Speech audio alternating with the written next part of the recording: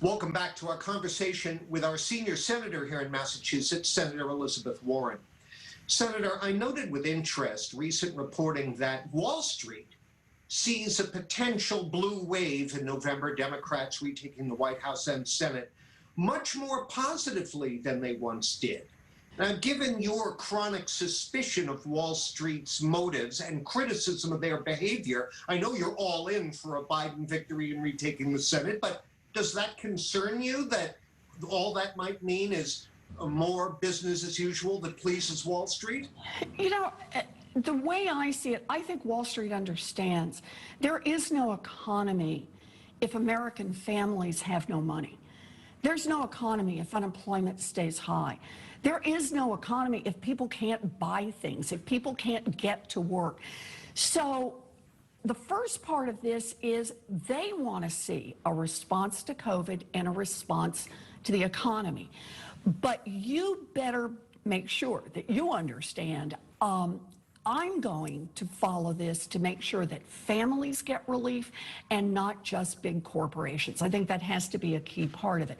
So I think they're lined up for more relief, but they want to see an economy that works too. You often stress holding the powerful accountable. I rarely see a press release from you that doesn't contain the word accountability. Now, I know you're reluctant to speculate about the future, but this is important. If Joe Biden wins and you're in the majority, will you push aggressively for extensive hearings and investigations of potential malfeasance by the Trump administration, or look to move on? You know, the way I see this is no one is above the law in America. Now, we don't use investigations to go after our political enemies. That's not the point. But everyone is supposed to abide by the law. And I'm going to push for investigations against any lawbreakers. And that includes lawbreakers in the Trump administration. We're almost out of time, but I do want to squeeze in one more here. When you were running for re-election to the Senate 2 years ago, you were very candid with the voters about your interest in running for president.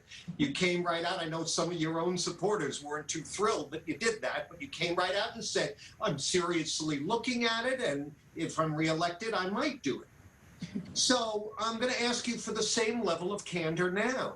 Are you interested in joining a Biden cabinet should he win?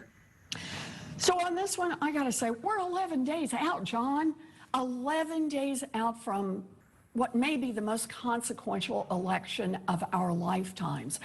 I am in this fight all the way. As you know, I've been traveling on behalf of the Biden team. I've been to New Hampshire and Maine and Wisconsin and Minnesota. I'm doing lots of Zoom calls and as many videos as I can for them, because we've got to pull this across the finish line. And it's not only that we've got to take the White House, it's that we've also got to flip the Senate.